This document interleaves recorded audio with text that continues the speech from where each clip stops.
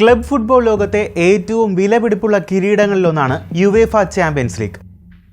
പുതിയ സീസണിൽ നമ്മൾ ഇതുവരെ കണ്ട ചാമ്പ്യൻസ് ലീഗിന്റെ പാറ്റേൺ അടിമുടി മാറുകയാണ്. അതായത് ഇത്തവണ ഗ്രൂപ്പ് സ്റ്റേജ് മാറി ലീഗ് ടൈപ്പ് ആവുകയാണ്. നമ്മളെപ്പോലുള്ള സാധാരണ ഫുട്ബോൾ ആരാധകർക്ക് ചെറിയ കൺഫ്യൂഷനുകൾ ഉണ്ടാകാൻ സാധ്യതകളുണ്ട്. കഴിഞ്ഞ സീസൺ വരെ 32 ടീമുകളാണ് ചാമ്പ്യൻസ് ലീഗ് കളിച്ചിരുന്നത്. എന്നാൽ ഇത്തവണ അത് 36 ഉയരും. നേരത്തെ 4 ടീമുകൾ വീതമുള്ള 8 ഗ്രൂപ്പുകളാക്കിയായിരുന്നു ഗ്രൂപ്പ് സ്റ്റേജ് മത്സരങ്ങൾ. ഓരോ ടീമും ഗ്രൂപ്പ് സ്റ്റേജിൽ 6 മത്സരങ്ങൾ കളിക്കണം. ടേബിൾ ടോപ്പ് ആകുന്ന 2 ടീമുകൾ വീതം നോക്കൌട്ട് കടക്കുമായിരുന്നു. മികച്ച 3ാം സ്ഥാനക്കാർ യൂറോപ്പ ലീഗിലേക്കും യോഗ്യത നേടും. എന്നാൽ ഈ സീസൺ മുതൽ കളി മാറുകയാണ്. ആകെയുള്ള 36 ടീമുകളെ 4 പോട്ടുകളാക്കും. ഒരു പോട്ടിൽ 9 ടീമുകളാണ് ഉണ്ടാവുക. തിരഞ്ഞെടുപ്പ് നടക്കുക UCL യോഗ്യത നേടിയ ടീമുകളുടെ യുവേഫ ക്ലബ് റാങ്കിംഗ് പ്രകാരമായിരിക്കും. പോട്ട് 1-ലാണ് യൂറോപ്പിലെ മെയിൻ ടീമുകൾ മിക്കതുമുള്ളത്. Real Madrid, Barcelona, Bayern Munich, Manchester City, Liverpool, Inter Milan, PSG തുടങ്ങിയ ടീമുകളെല്ലാം പോട്ട് 1-ലാണ്.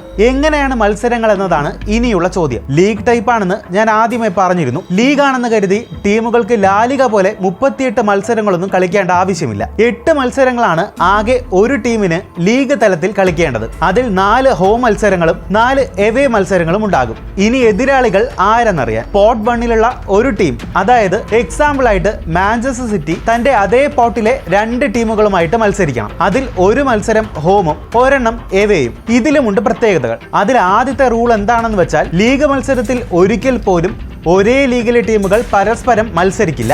അതായത് മാഞ്ചസ്റ്റർ സിറ്റിക്ക് പ്രീമിയർ ലീഗിലെ മറ്റൊരു ടീമുമായും ലീഗ് തലത്തിൽ മത്സരിക്കേണ്ടി വരില്ല. മറ്റൊന്ന്, ലീഗ് മത്സരത്തിൽ മറ്റൊരു ലീഗിലെ 2 ടീമുകളെ മാത്രമേ എതിരാളികളായി കിട്ടൂ. എന്ന് വെച്ചാൽ മാൻ സിറ്റിക്ക് പോട്ട് 1-ൽ നിന്ന് ബയേണും ബെറൂസിയുമാണ് എതിരാളികളെങ്കിൽ പിന്നെ ഒരു ജർമ്മൻ ടീമും മാൻ സിറ്റിക്ക് എതിരാളികളാകില്ല. പോട്ട് 1-ൽ നിന്ന് 2 ടീമിനെ ഓരോ ടീമും നേരിടും. അതുപോലെ തന്നെ പോട്ട് 2, പോട്ട് 3, പോട്ട് 4-ൽ നിന്നും 2 വിധം ടീമുകളെ നേരിടും. ഹോമും എവേയും അവിടെയും ഉണ്ടാകും. റൂൾ എല്ലാം സെയിം ആയിരിക്കും. ഇനി എങ്ങനെയാണ് അടുത്ത റൗണ്ടിലെ കാര്യങ്ങൾ? ലീഗിൽ ആദ്യം വരുന്ന 8 ടീമുകൾ റൗണ്ട് ഓഫ് 16 കളിക്കും. ബാക്കി വരുന്ന 8 സ്പോട്ടിന് വേണ്ടി 9 മുതൽ 24 വരെയുള്ളവർ പ്ലേ ഓഫ് കളിക്കണം. 9 തൊട്ട് 16 വരെയുള്ളവർ സ്വന്തം സ്റ്റേഡിയത്തിൽ മത്സരിക്കാം എന്നതാണ് പോയിന്റ് ടേബിൾ കിട്ടുന്ന മുൻഗണന. ഇങ്ങനെ ജയിച്ചു വരുന്ന ടീമുകൾ ടോപ്പ് 8 ടീമുകളുമായി റൗണ്ട് 16 കളിക്കും. നോക്കൌട്ട് മത്സരങ്ങൾ മുതൽ ബാക്കിയെല്ലാം പഴയത് തന്നെ ആയിരിക്കും. അതിനൊപ്പം കഴിഞ്ഞ സീസൺ വരെ UCL ഗ്രൂപ്പ് സ്റ്റേജിൽ പുറത്താകുന്ന